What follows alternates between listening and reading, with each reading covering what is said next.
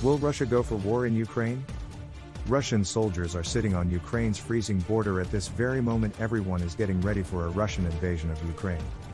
The US, the UK and the EU have threatened Russia with serious repercussions if it invades. We had seen a flurry of activity on the edge of Europe, and since 2022 began there has been an equal flurry of diplomacy and talks. Mr. Adnan Khan, one of the best geopolity analysts, unravel the real politics behind this conflict. So the current tensions we're seeing, they really began near the end of November. What we've seen really is a huge movement of Russian troops to its border around Ukraine. We've seen Russia move battalions from the east of Russia. We've seen them move strategic units to around Russia. Now this is not cheap, but these things cost money. They require oil, they require spare parts. So at the moment the figure branded around as 100,000 troops are surrounding Ukraine. According to Ukrainian officials, really there are 130,000 troops around Ukraine. What we found was Russia moved his troops, it moved his equipment, all presenting the image that is gearing up for an invasion. But as soon as we got to that point, what we see is Russia reach out to the West, and they began talking about wanting guarantees about NATO not expanding towards Russia, about getting guarantees that Ukraine would not join the NATO organization. Really this year, in the past few weeks, we've seen a flurry of diplomatic talk between Russian officials and European officials, and just last week we've actually seen talks between the foreign ministers of the US and Russia. At the same time, Russia has actually now received an official response on its key demands. So in summary, Russia presented the image that it is gearing up for war, and once that was achieved, it then turned to talks and diplomacy in order to get his demands fulfilled, and that's really where we stand currently now. With NATO, it seems almost as if Russia is feeling threatened by the West and not NATO. Is this actually a real threat or just a perceived one? Well, this is a threat. This is something Russia has been feeling since the collapse of Soviet Union in 1991. If you take your mind back, the Soviet border went all the way to Berlin in 1991, and literally overnight by the end of 1991 Russia's borders went 300 or so miles east all the way to where is Ukraine, where Belarus is today. What we've seen throughout the 90s and 2000s, all of these countries that used to be former Soviet satellite states or former republics, one by one they've joined NATO. As we've seen with the Baltics, they've joined the European Union. As far the Russians see it, this is Western encroachment upon Russia, and many of these countries now have American bases, they have NATO bases. This is the historical problem they've had with Europe, which is Western or European encroachment more and more towards Russian territory. So NATO had two really large exercises last year in March and in September where the Navy got involved. They went to the Black Sea, where even in Ukraine, they were very large, some of the largest military exercises they've had. All of this really sent a message to Russia that NATO really is coming onto it. This obviously isn't a new battle we see, but during the Cold War we had a similar battle as well, and even prior to the Cold War historically the Europeans have always tried to push the border more and more towards the east, and Russia has tried to push the border more and more into Europe.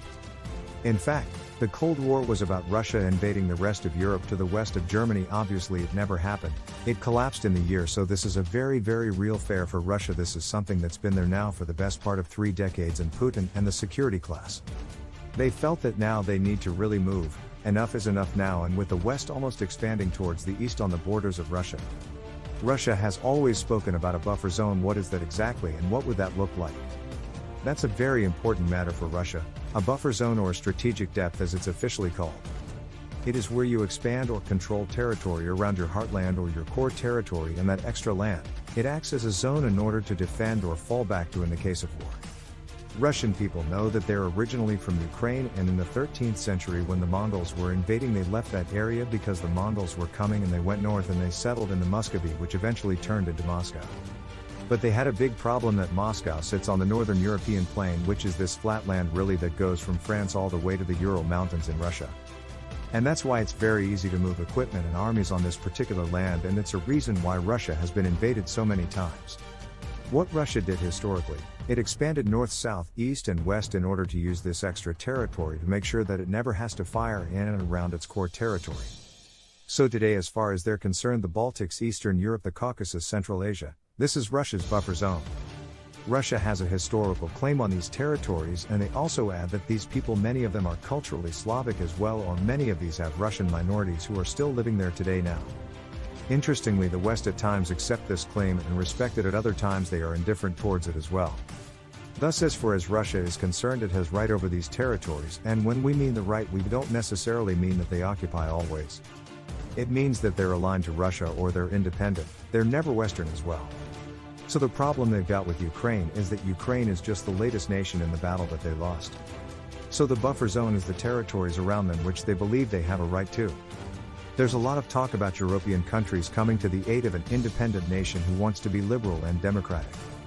The opinion of the European nations and their position about Ukraine is that, like many of these former Soviet republics, these are nations that have become independent, so the sovereign nation. So the sovereignty should be respected, and they also want to become liberal and become more Western. Thus, over the years, the European Union has reached out to them, it's given them funding, and it's even accepted them as a part of Europe. So their position is that they are just defending the right of a nation to be independent, they are defending their right to be liberal and democratic.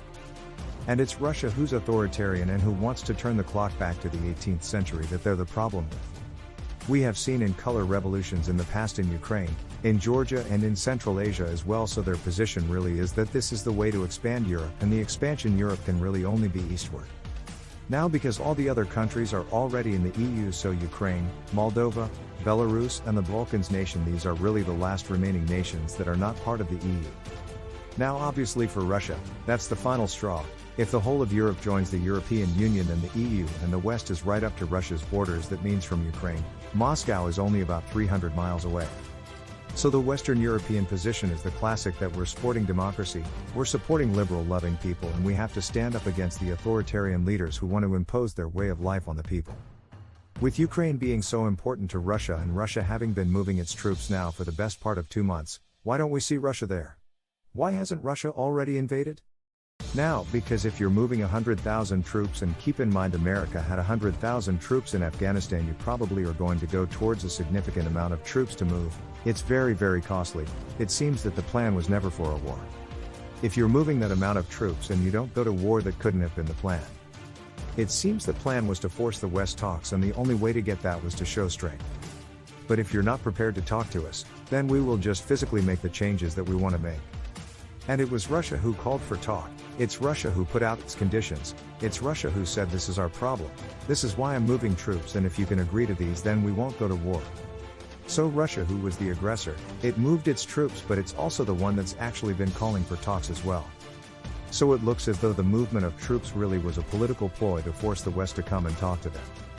So last week Antony Blinken of America and Lavrov as the foreign minister in Russia met, and officially America has responded now to Russia's demands, and their main demands were that Ukraine does not join NATO and NATO stops expanding towards Russia. Effectively, America's response has been anybody can join NATO. It proposed a few other things. It proposed starting up the forum that used to have between NATO and Russia, and it has talked about making some nuclear and missile treaties again. There has been no official Russian response yet to America's counterclaim, but that's where things stand as of now. Although the Western media is ringing the bells of war, that's not necessarily the case in the Russian media, and in the Ukrainian media as well. And this seems to be the strategy of Putin, which creates the image of war, so the West is forced to come and talk to you, and that's where you try and get your terms. Some experts also are of the opinion that is Russia even militarily capable of conducting an invasion? We have seen in the past Russia has been actually struggling quite a lot to modernize their army. Russia faced severe problems with its military in the 1990s. It had lots of outdated military equipment, and obviously, 1990 was the decade of depression in Russia as well. Since then, Russia has tried a few times to modernize its military, and what modernization means: Russians retiring old equipment and replacing them with more modern equipment. And due to the problems in Russia's economy, struggle to actually do that. But what Russia has been able to do is that in some certain areas, in fact quite limited areas, it has made progress. In the area of the heavy fighter jets, in the area of bombers, in cyber warfare, even it's got a new tank now, it has managed to make a lot of development. But the type of war it would be facing in Ukraine would be of a ground invasion where you try and hold land, so that's really about the troops having armor, having protection. It's not really about your air force, it's not really about the navy.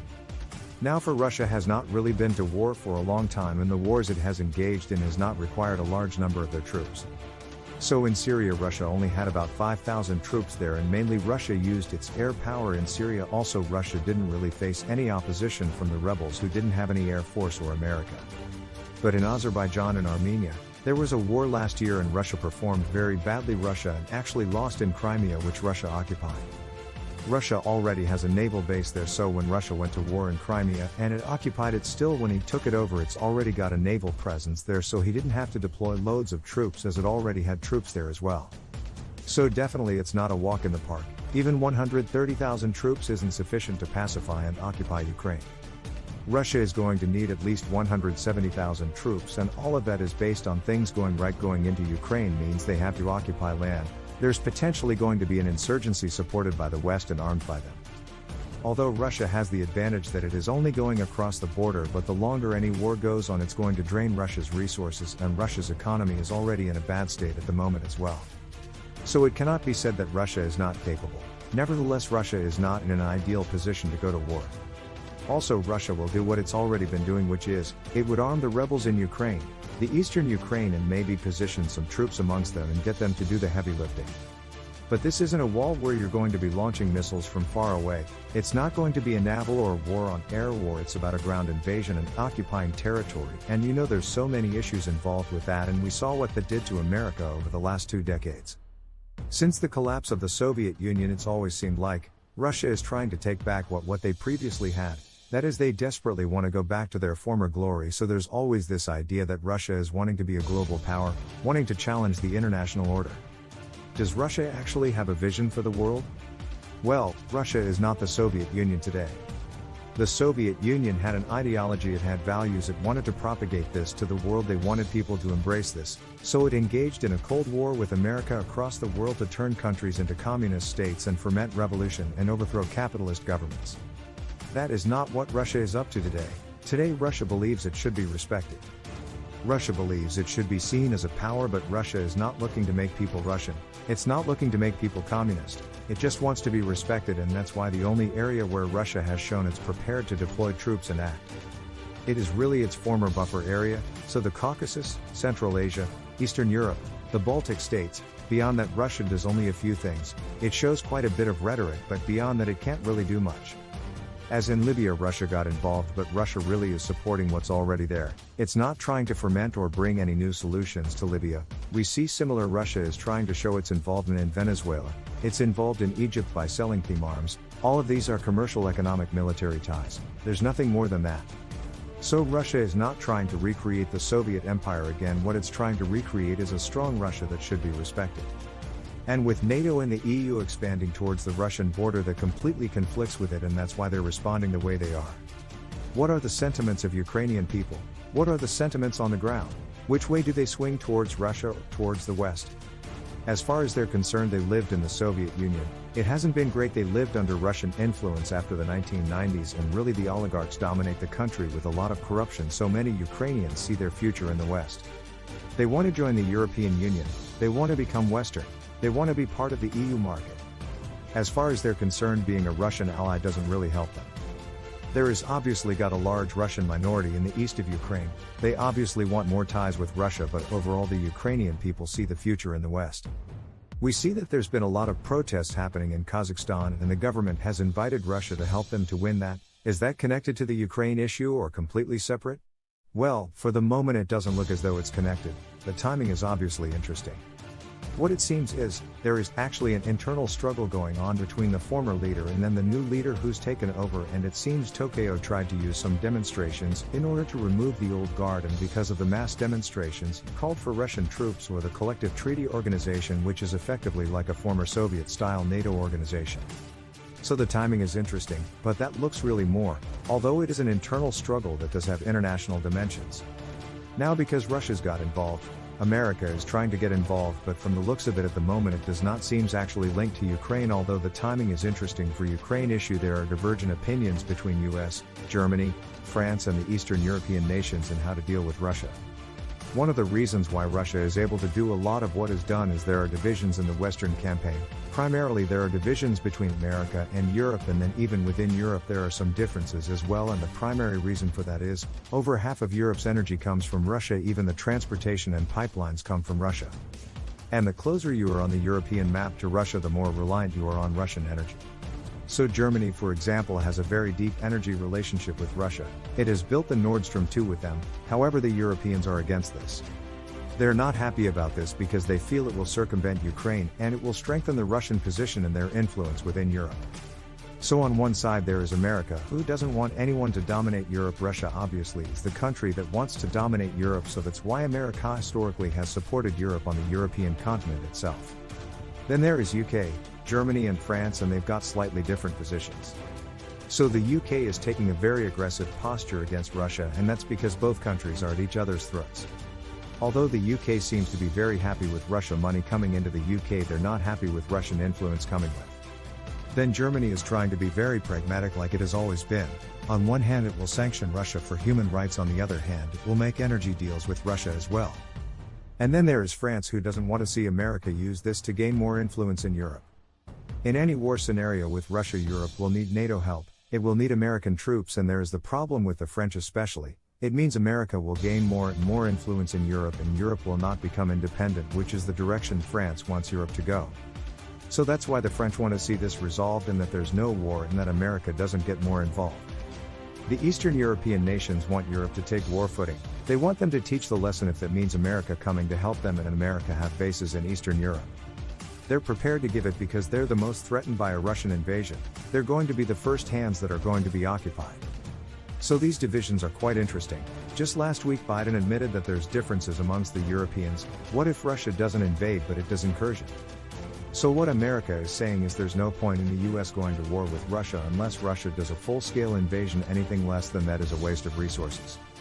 And Ukraine was shocked at that, and each European was shocked at that. So they're saying if Russia destabilizing, if it uses cyber attacks, then US is not going to do anything. And what America is saying is that we have left the whole of the European continent under threat, and will only intervene if Russia does a full-scale invasion of the territory. Anything less than that, then it's a waste of our resources. So when we put that all together, there's a lot of differences in the Western camp which Russia does take advantage of as well. Now just this week the UK and the US did not threaten Russia with sanctions if they invaded Ukraine, but how effective would these sanctions against Russia be? Iran, Cuba, North Korea has shown you can get around them. With Russia, you've got even bigger problems, so there's even talk that if Russia invades they are going to remove them from the SWIFT money transfer network, and that's going to hurt Europe as much as going to hurt Russia. Because if 50% of Europe's energy comes from Russia, then if Europe's not going to pay Russia, Russia is going to cut them oil and gas, and especially in the winter, and that's not a good idea. So really that's a double whammy whereby you're not only hurting Russia well, you're gonna even hurt the European Union as well. Germany, France pay Russia for the energy by the SWIFT network, and if Russia is cut off on the SWIFT network you're actually hurting them as well. So this is one of those really interesting scenarios where the tools that have been so effective for the West for so long. But Russia also has tools it can use as well, and Russia has turned off the gas to Ukraine and Lithuania in the past as well.